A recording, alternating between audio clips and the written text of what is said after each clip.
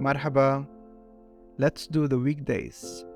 Now, using the Levantine accent, let's start with Monday. We say tanin, ta-nin.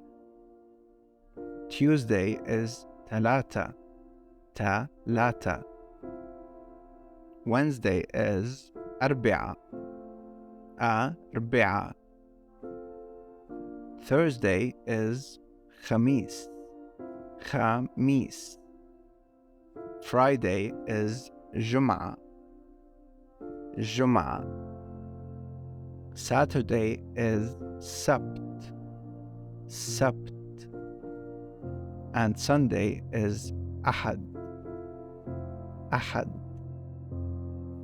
Notice in ahad I used number 2, which is hamza, and number 7, which is ha, because they look very similar.